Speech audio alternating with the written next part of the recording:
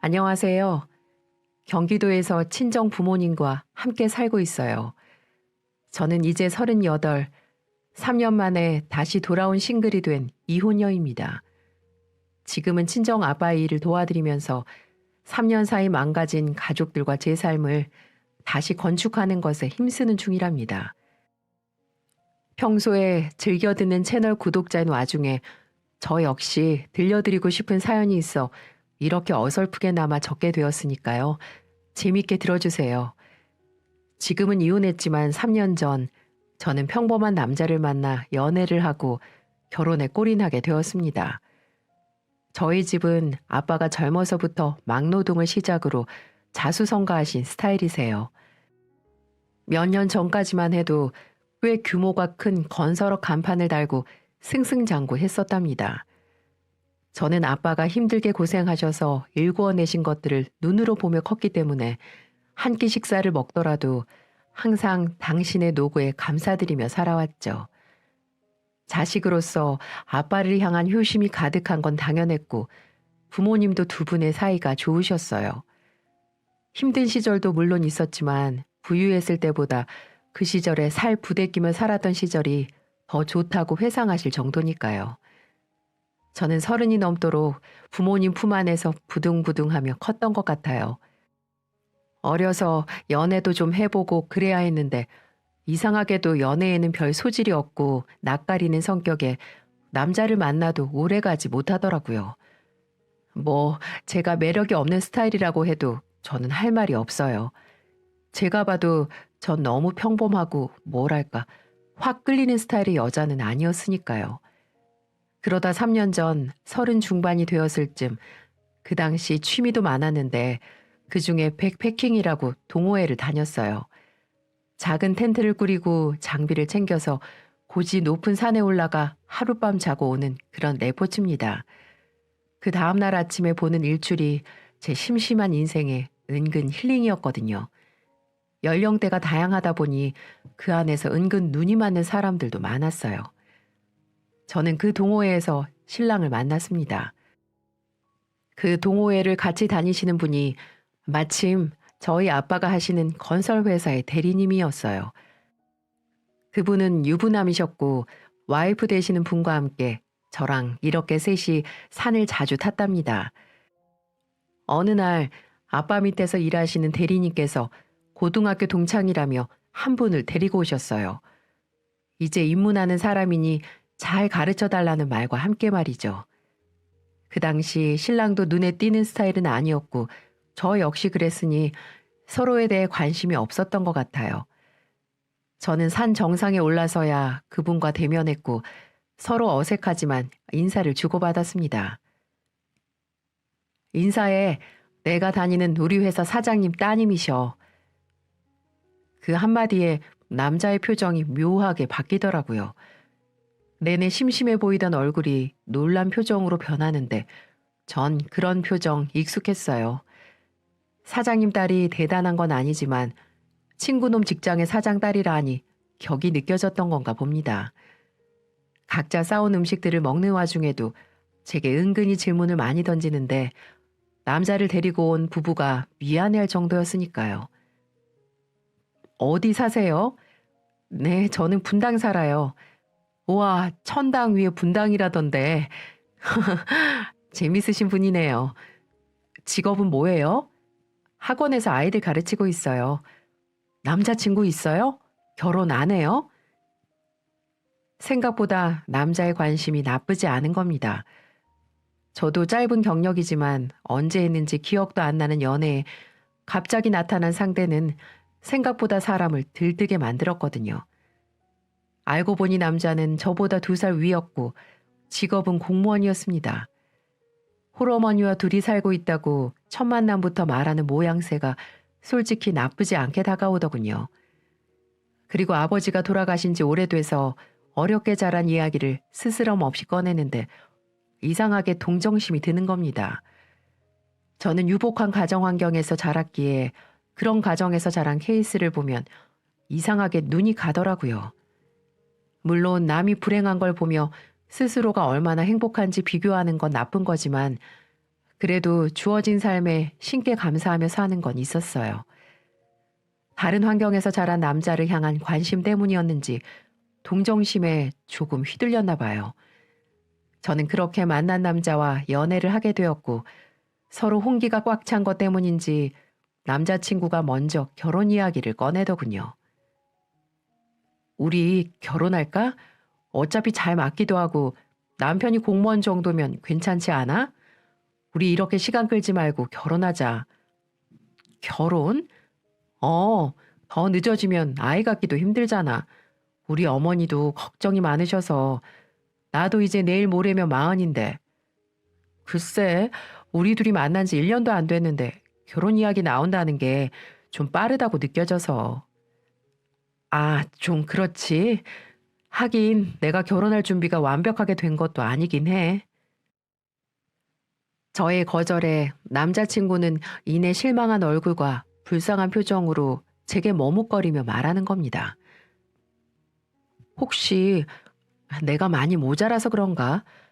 하긴 공무원이 벌면 얼마나 벌겠어. 사장님 딸이랑은 결이 다르겠지. 그 순간 저는 아차 하는 생각에 서둘러 손사래를 쳤습니다. 산에서 만난 이후부터 남자친구의 적극적인 연애 공세가 부담스럽긴 했어도 나쁘지 않았으니까 계속 만나보고 싶은 건 있었어요. 그런데 갑자기 결혼까지 밀어붙이는 남자친구가 부담스러웠을 뿐입니다. 아니야. 오해한 것 같아. 그래, 서로 부모님한테 인사드리자. 정말? 혹시 자기 아버님이 나 마음에 안 들어 하시면 어떡하지? 왜? 나는 아버지도 안 계시고 능력도 변변치 않고 스스로에 대한 자존감이 낮은 게 흠이라면 흠이었다랄까요? 이상하게 남자친구는 저희 부모님을 너무 뵙고 싶어 하면서도 한편으로는 자신이 처한 능력이나 상황이 저와는 비례하지 않는다며 너무 자책하는 모습에 보기 안 좋았어요. 저는 결국 내키지는 않았지만 아빠와 엄마에게 그날 저녁 남자친구가 생긴 것을 고백하게 됩니다. 부모님은 좀 놀라셨지만 또 한편으로는 반가워하셨어요. 마냥 모르는 사람은 아니고 아빠가 운영하시는 건설회사 대리님의 지인이라고 하니 은근 반기는 듯 하셨고요. 그리고 남자친구가 엄마 아빠를 보고 싶어 한다는 얘기도 하게 되었죠. 만난 지 얼마나 됐는데 벌써 인사를 와?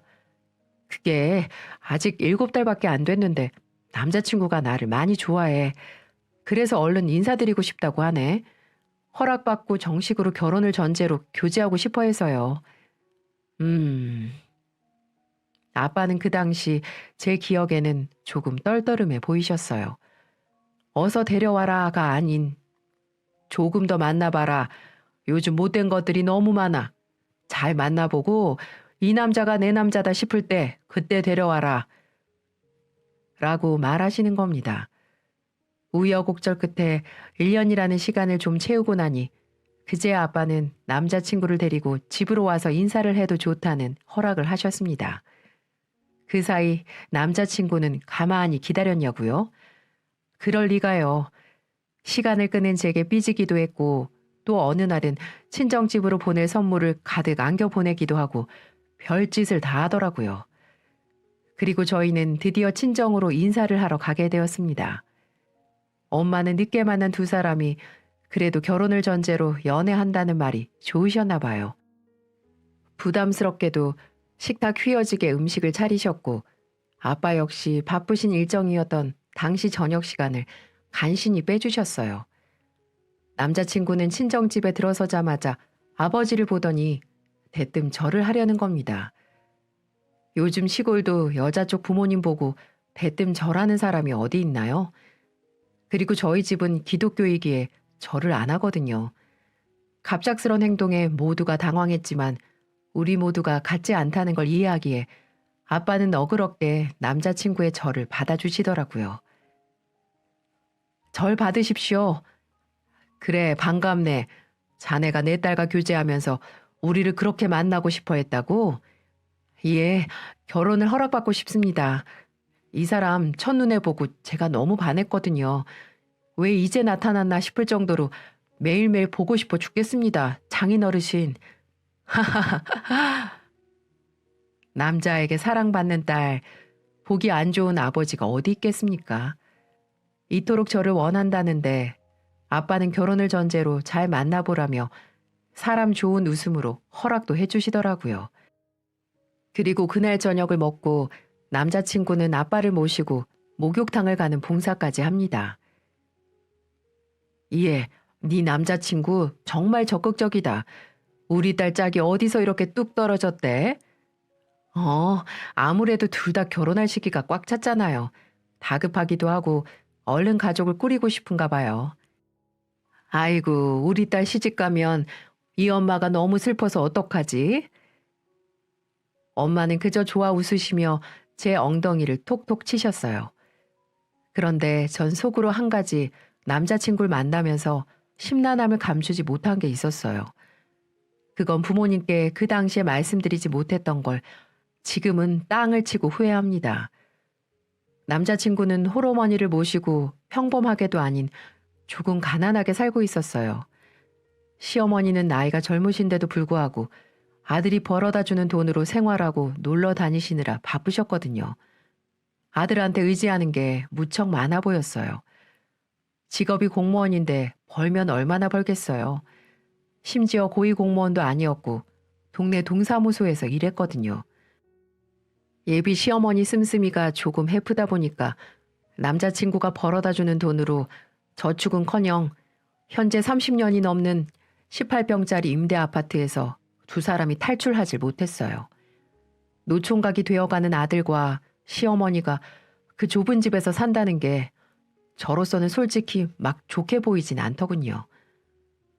처음 먼저 인사를 갔을 때 허름한 집에 한 번 더 놀랐고 너무 오래된 집이라 그런지 좁고 벽지도 너무 바래져서 한눈에 다 들어올 정도였어요. 하지만 예비 시어머니의 모습은 인자하시고 인상도 너무 좋으셨어요. 그리고 절 반갑게 맞이해 주시더라고요. 어서 와요. 우리 아들이랑 연애해줘서 고마워요. 우리가 사는 꼴이 좀 부끄럽네요. 그래서 밖에서 만날까 했는데 실망하지 않았나 창피하네. 아니에요. 그런 말씀 마세요. 그리고 말씀 놓으세요. 그럼 그럴게요. 먼저 너희들 결혼하면 집도 얻어야 하고 이것저것 돈 들어갈 게 많을 텐데 걱정이다. 내가 사는 꼴이 이래서 아들 결혼하면 발벗고 좋아해야 되는데 요즘 마음이 편치가 않아. 어머님 그런 걱정 마세요. 앞으로 좋은 모습만 보이도록 노력할게요. 어머니는 저를 보는 내내 미안해 하셨어요. 어릴 적부터 홀로 남편을 키워오셨다면서 그래도 아들에게 해준 것도 없는데 착실하게 잘 자라준 것 같다며 눈물까지 흘렸습니다. 그리고 제 손을 잡아주면서 예비 시어머니는 나는 바라는 것 하나도 없으니 우리 아들 데려가서 훌륭한 가장이 될 수 있도록 옆에서 잘 지켜봐 달라고 하더군요. 그러면서 혹시나 아들이 나쁜 길에 빠지거나 정신을 못 차릴 때 언제든지 연락을 주시라고도 하셨습니다. 달려가서 홍군형을 내줄 거라면서 말이죠. 이렇게 따뜻하게 저를 봐주시며 가진 건 없으시지만 진심으로 저를 대해주시는 모습을 보면서 많은 감정이 교차했던 것 같아요. 그리고 어머님 때문에 남편에 대한 믿음이 더 생긴 것도 사실이고요. 그런데 예비 시어머니께서 걱정하시는 말을 내뱉을 때마다 유독 남자친구가 평소 입을 과묵하게 닫고 있는 겁니다. 식사를 다 하고 차도 한잔한 뒤에 집으로 오는 길에 제가 물었어요. 기분 안 좋은 일 있어? 아니, 그게 아니라 사실은 어머니 말씀이 틀린 것도 아니라서 말이야. 그게 무슨 소리야? 내가 공무원이다 보니까 월급이 좀 작아. 그래서 앞서 결혼 전에 들어가야 할 돈이 많은 것도 사실이잖아. 뒤늦게 생각해보니 너무 준비된 게 없는 것처럼 느껴져서 말이지. 적당한 수준에서 준비하자. 나 그렇게 좋은데 안 살아도 돼. 아무래도 내가 모아놓은 수준에서는 월세방 작은 집에서 시작해야 할 것 같은데 괜찮을까? 너만 괜찮다면 내가 얼른 돈을 좀 더 모아서 좋은 곳으로 이사를 시켜줄게. 아무래도 홍기 놓치면 양가 부모님도 싫어하실 것 같기도 하고 장인어른 실망시켜드리기도 싫고 능력 없다는 이유로 결혼을 미루는 건 이 나이에 너무 한심해 보이잖아. 그건 그렇지. 저는 갑작스레 고민이 많아지더군요. 결혼을 앞두고 남자친구가 그렇게까지 준비가 안 되었을 줄은 꿈에도 생각하지 못했으니까요. 하지만 저만 좋다며 졸졸 쫓아다니고 제가 운영하는 학원 앞까지 찾아와 퇴근은 기본이고 매일 아침 출근도 시켜줄 정도로 지극정성이었어요. 처음에는 학원에서 아이들을 가르친다고 말은 했지만 나중에 학원을 운영하는 걸 알고선 종종 와서 학원 차량도 운행해주고 제가 해야 할 청소도 대신해주고 굉장히 헌신하는 겁니다. 저는 그런 남자친구의 모습에 결혼을 결심하게 됐습니다. 일단 예단, 예물 이런 건 둘째치고 신혼집을 남자 쪽에서 준비해야 하는데 말 그대로 월세방에서 시작하려니 저희 부모님 보기에 너무 민망하기도 하고 어떻게 둘러대야 할지 고민되는 겁니다. 그렇다고 무리해서 결혼 시작을 하자니 저 역시 학원 운영에 들어가는 돈이 많아 무턱대고 결혼 자금을 보태자니 부담스럽더라고요. 그렇게 프로포즈도 받고 서로 결혼에 대한 이야기도 집안끼리 오가고 난 뒤에 구체적으로 계획을 잡으려니 갑자기 막다른 골목에 닿은 기분이 들었어요. 평소처럼 친정집에서 저녁 식사를 하는데 제 표정이 안 좋았는지 아빠가 오셔서 물으시는 겁니다. 우리 딸 무슨 고민이니? 네? 아니요, 고민 없어요. 남자친구랑은 잘 지내지? 결혼한다고 서로 허락해달라고 인사 올 때가 엊그제 같았는데 시간 참 빠르네. 그 집엔 인사는 다녀왔니? 네, 예비 시어머니께 인사도 잘 드렸고요. 딱히 반대하시거나 그런 건 없으셨어요. 그런데 저는 아무래도 숨길 수 없는 일인 것만 같아 결혼하고 나서 월세방에 사는 우리를 들키기보다는 먼저 말하는 게 낫다고 생각해 조심스럽게 입을 열었습니다. 아빠, 사실은요. 남자친구가 아직 결혼할 때 드려야 할 자금 사정이 완벽하지가 않아서 저희 월세방부터 먼저 시작해야 할 것 같아요.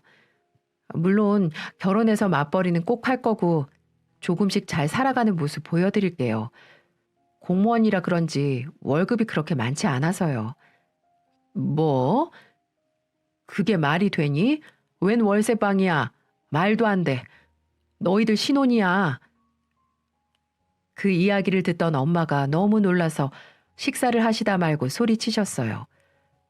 하지만 제 이야기를 들으신 아빠는 조금 다른 생각이 있으셨는지 갑자기 생각을 정리하시고는 하하하 하고 웃으시더라고요. 우리 딸, 그게 문제였어? 그래서 요 며칠 볼이 그렇게 쏙 들어갔던 거니? 그런 거라면 걱정 마라. 너희들 사정이 그렇다는데 이 아빠가 그거 하나 못 도와주겠어? 그래, 네 말대로 공무원이 벌면 얼마나 벌겠어. 아무래도 홀어머니 모시고 사는 녀석이 그동안 사정이 있었겠지. 이 아빠가 도와주마. 네? 아니에요, 아빠. 전 그래도 저희 선에서 되는 대로 출발하는 게 맞는 것 같아요. 너 나한테 하나밖에 없는 딸이야. 이 아빠 말 들어라. 아빠가 다 알아서 해줄게. 녀석, 나는 또 무슨 고민인가 했네. 하하하. 이렇게 아빠는 또다시 호탕하게 웃으시며 별일 아니라는 듯 제 고민을 넘기셨어요. 그리고 얼마 뒤 아빠는 제가 일하는 학원으로 찾아오셔서 종이 한 장을 쓱 내미시더군요. 이 종이 한 장이 훗날 제게 엄청 큰 보험이자 벼랑 끝에서 매달리게 된 제게 동아줄이 되고야 맙니다. 말 그대로 제 분신 같은 종이었어요. 여기에 서명하면 된다. 아빠는 제게 작은 서류 한 장을 내미셨고 저는 흔쾌히 사인을 했죠. 그 안의 내용은 아마 나중에 깜짝 놀라지 않으실까 싶네요. 어쨌든 제가 사인을 다 하고 난 뒤 아빠는 이어서 말씀하셨어요. 한두 푼이 아니라 걱정이 많았지, 딸. 이 아빠가 나중에 증여세까지도 문제없도록 다 처리하려고 한다. 법을 위반하는 짓은 하면 안 되지. 있는 사람들이 더 그러면 못 쓴단다. 그런데 나도 이렇게 도와주는 대신 조건이 하나 있어. 너도 잘 사는 거 꼭 보여줘라. 손주, 소녀 여럿 낳고 그때는 아빠가 더 많은 걸 지원해 줄 테니 넌 돈 걱정은 하지 말고 결혼해서 행복하게만 살아줘. 아참, 그리고 아직은 결혼 전이니까 집은 네 명의로 하는 게 좋겠다. 네, 아빠 정말 감사해요. 그리고 죄송합니다. 그런 말 하지 말라고 했지, 아빠가. 아파트를 구입하는데 당시 필요했던 돈이 9억. 결국 아빠 때문에 집을 장만하게 됐죠. 그 당시 아빠는 재력이 좀 있으셨고 현금도 은근 모아두신 게 많아서 집을 현금으로 구매하는 것에 별 무리가 없으셨어요. 저희는 그렇게 의도치 않게 친정아버지의 도움으로 신혼집도 좋은 곳으로 들어가게 됐습니다. 아빠도 남편을 무척 마음에 들어 하셨어요. 그때만큼은 정말 싹싹하게 부모님한테 잘했고 제게도 잘했거든요.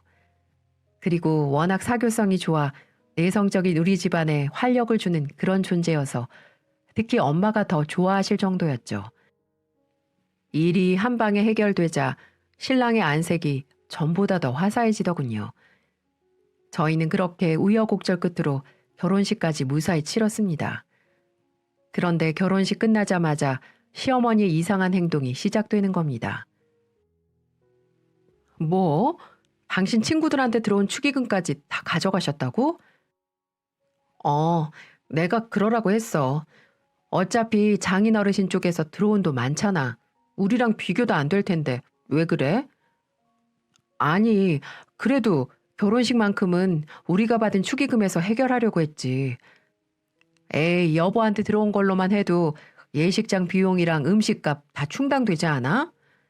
나한테 말은 해줄 수 있었잖아. 동의는 구했어야지.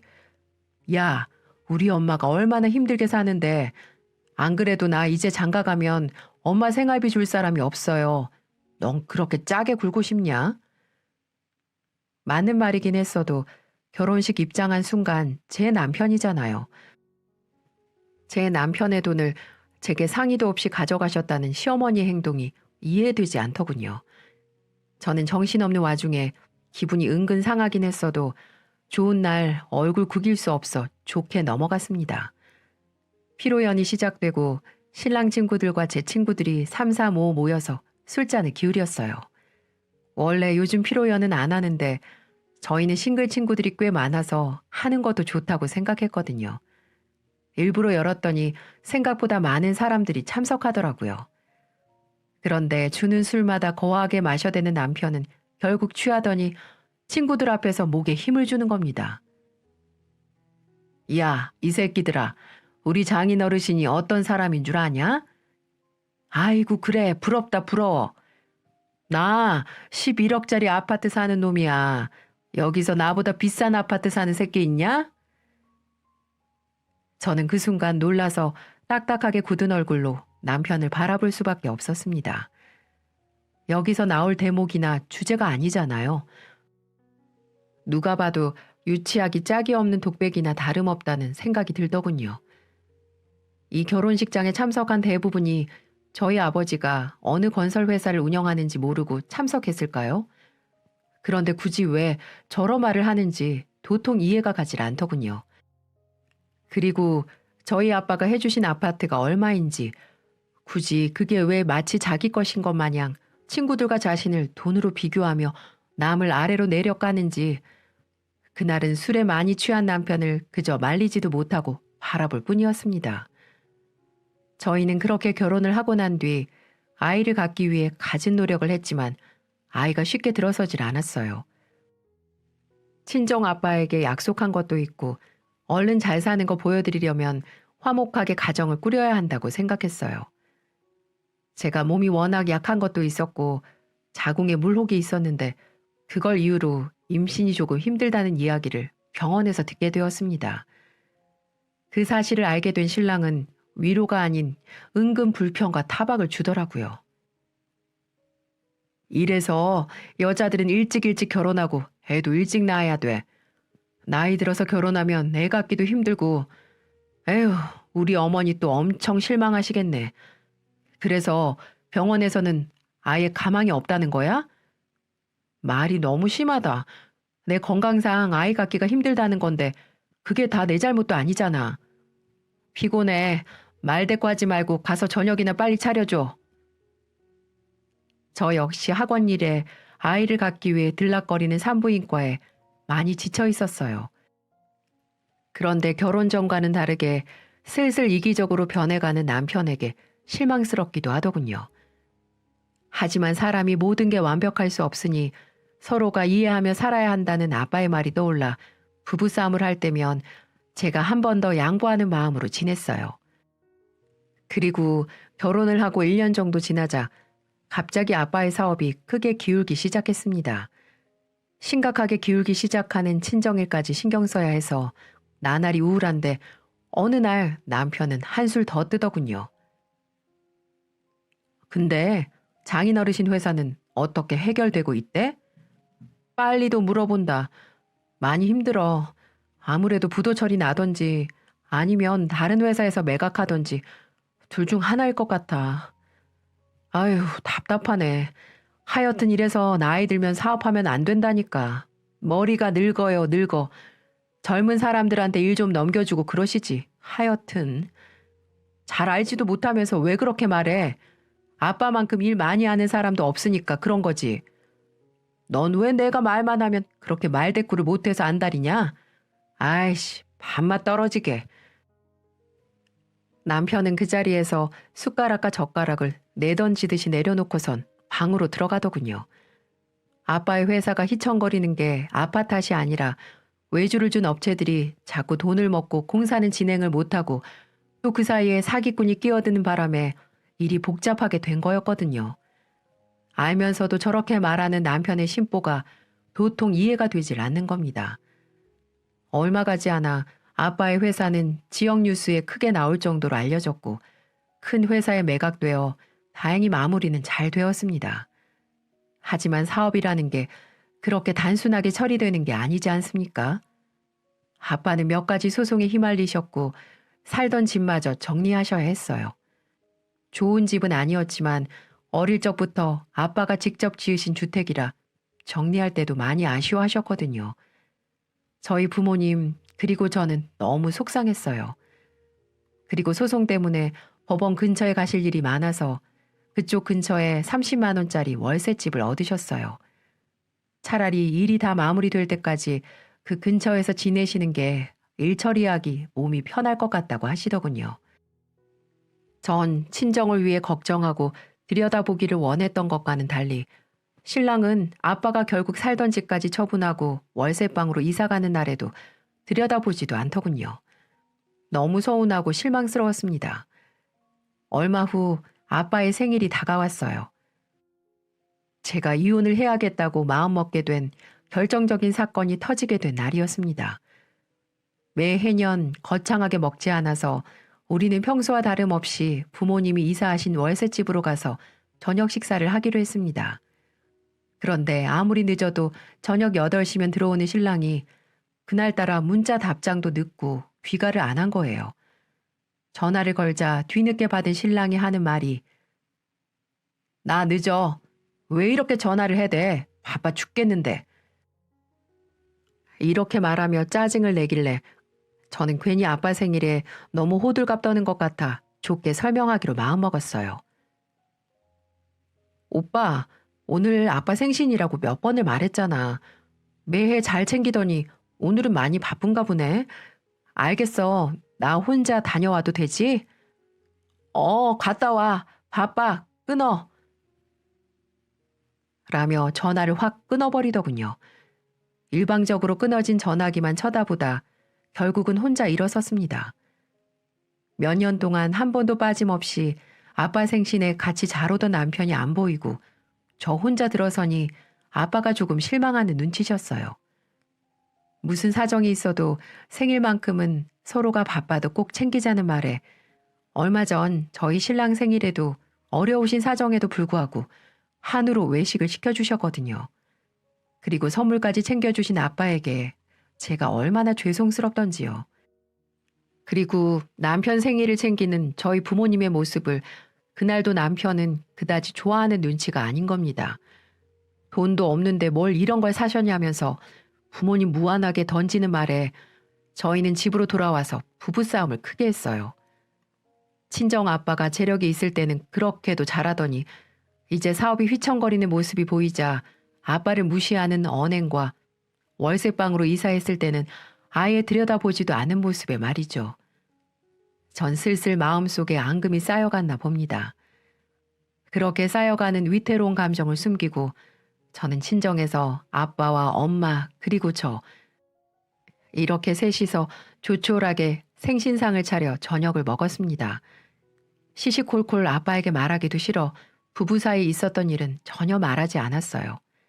겸사겸사 아빠가 소화도 시킬 겸 집에 데려다 주신다길래 아빠 차를 타고 집으로 돌아왔습니다. 아빠, 저희 집에 들어가셔서 커피랑 과일이라도 좀 드시고 가는 게 어떠세요? 그럴까? 우리 사위는 오늘 많이 늦는 거니? 모르겠어요. 얼마나 늦을지. 올라가요, 아빠. 그러자 아빠랑 저는 서둘러 주차를 하고 저희 신혼집으로 올라갔습니다. 엘리베이터에 타서도 사실 예상도 못했는데 현관문을 열자 이상하게 느껴지는 집안 온기에 저도 모르게 얼굴이 어리둥절해지더군요. 그리고 어디선가 고기를 굽는 냄새가 슬슬 나는 겁니다. 아빠랑 저는 황당한 표정으로 서로 눈을 마주치다가 현관에서 신발을 벗고 집 안으로 들어가 보니 글쎄 시어머니가 오셔서 언제부터인지 신랑이랑 고기를 구워 드시고 계신 겁니다. 전 순간 기분이 너무 나빠서 시어머니에게 인사하는 것도 까먹었어요. 대뜸 지금 뭐해?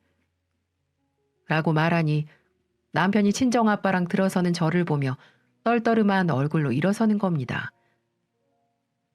아, 왔어? 장인어르신도 모시고 왔네. 시간이 늦었는데 왜? 이 늦은 시간 본인 어머니는 모시고 삼겹살도 구워 먹으면서 10시도 안 된 시간에 지 장인어른이 들어오는 건 눈치를 주는 겁니다. 사돈 어르신도 계셨군요. 안녕하십니까? 장인어르신이 여기까지 웬일이세요? 시어머니는 젓가락만 물고 아들이랑 똑같은 표정만 지은 채 인사를 하는 둥 마는 둥 하는데 전 도무지 그 상황이 이해가 가질 않는 거예요. 우리 아빠 생일이라서 같이 저녁 먹으러 가자니까 어머니 모시고 식사한 거야 지금? 왜? 문제 있어? 참 기가 막히더군요. 남편의 이런 행동들에 서운함을 넘어서 저는 괘씸하게 느껴지기 시작했습니다. 아빠는 분위기가 삭막해지는 걸 원하지 않으셨는지 저희 두 사람을 말리면서 이만 돌아가겠다고 말하시는 겁니다. 마중에 드리고 온다는 말과 함께 다시 1층으로 내려갔어요. 나 아빠 마중하고 올 테니까 다 먹었으면 깨끗하게 치워놔. 뒤돌아 현관에서 신발을 구겨 신은 아빠의 뒷모습을 보는데 눈물이 갑자기 차오르는 거예요. 아무 말도 안 나오더군요. 아빠는 제 마음을 아셨는지 어깨만 토닥이면서 둘이 싸우지 말고 잘 지내라는 말만 하시는데 어찌나 마음이 속상한지 말로 표현이 안 되네요. 지금까지도요. 그리고 주차장에서 아빠가 운전석에 다시 올라타시는 것까지 보고 있는데 갑자기 뒤에서 누군가 제 어깨를 휙 돌리는 겁니다. 제 눈에 그 순간 남편이 보였어요. 굉장히 화가 난 얼굴을 한 남편이 제 뺨을 갈기더군요.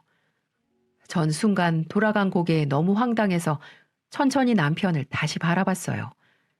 그러자 반대편 손으로 제 머리를 퍽 하며 치며 욕을 하는 겁니다. 어디서 버르장머리 없이 감히 시어머니가 와서 식사하고 있는데 뭐? 다 먹었으면 깨끗이 싹 치워? 인연이 말이면 단 줄 아나. 야, 너같이 애도 못 갖고 나이 많은 년 데려다가 결혼해줬지. 월급 타다 줘. 번듯한 부부 노릇 해줘. 도대체 뭐가 불만이야? 그 순간 저는 뻥쪄서 아무 말도 하지 못했어요. 남편이 이따금 다혈질인 것도 알고 말을 노골적으로 하는 것도 결혼해서 잘 알았지만 제 아빠 앞에서 이런 식으로 굴 거라고는 단 한 번도 생각해 본 적이 없었거든요.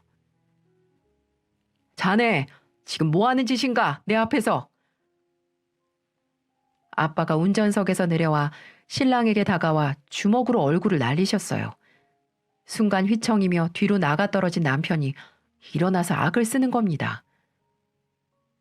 지금 저 때리신 거예요? 장인어르신? 당신 내가 가만 안 둬? 자네가 지금 내 딸을 먼저 때린 거 아닌가?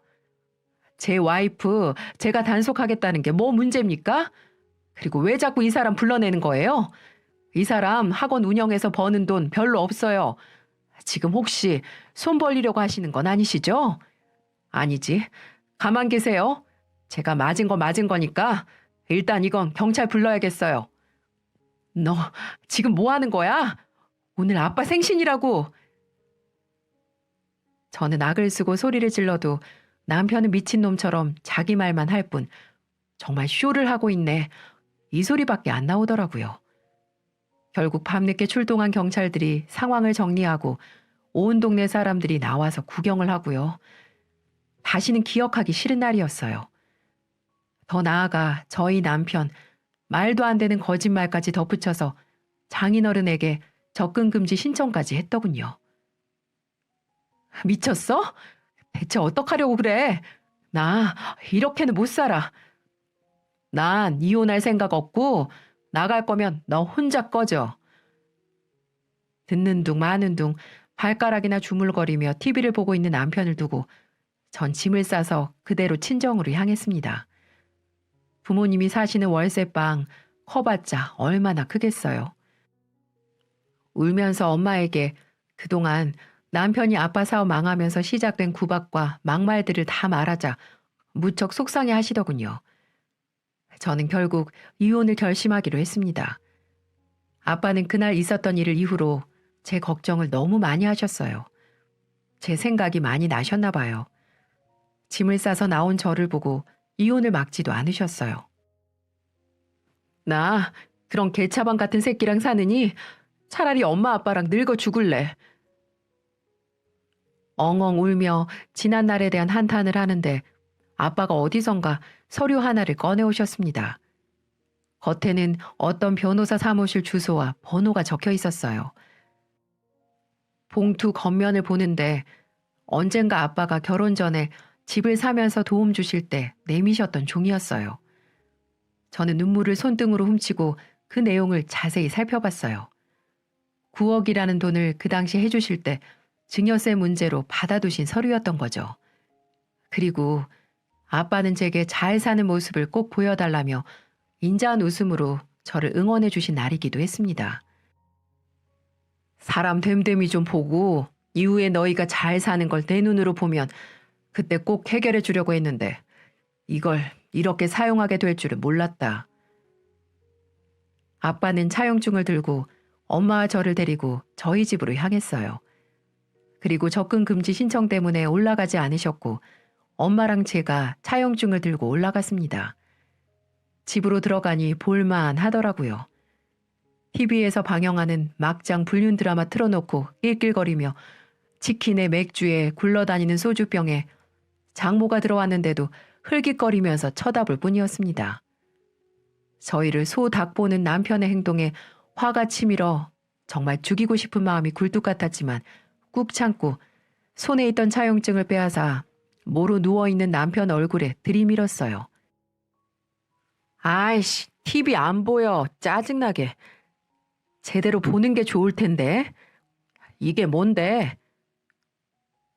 종이를 확 빼앗아간 신랑이 자세를 고쳐앉고 아내 내용을 한동안 빤히 보더니 자리에서 벌떡 일어나 저를 죽일 기세로 보는 겁니다. 그 순간 엄마는 경찰에 신고할 준비를 하신다고 휴대전화를 꺼내셨어요. 너 이게 무슨 개수작이야? 어디서 내가 이런 거에 속을 줄 알아? 차용증이라니 말이 되냐? 네가 결혼하면서 해온 집 아냐? 네가 능력 안 돼서 내가 해결했다고 생각은 안 해? 그리고 기억 안 나? 이 집 내 거야. 잊었나 봐. 결혼하면 재산이 다 반으로 갈라지는 건 줄 아나 본데 빚도 절반이야. 이야, 이 개 같은 년이 너 어디서 갑자기 이런 걸 만들어 왔냐? 내가 속을 줄 알아? 거기 공직 날짜 안 보여? 눈깔 뒀다가 어디에 쓸래? 뭐? 이게 진짜.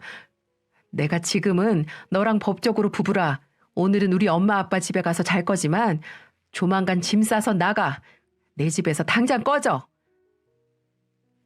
저는 그 순간 남편 손에 들려있던 차용증을 확 빼앗아 접어서 주머니에 넣었습니다.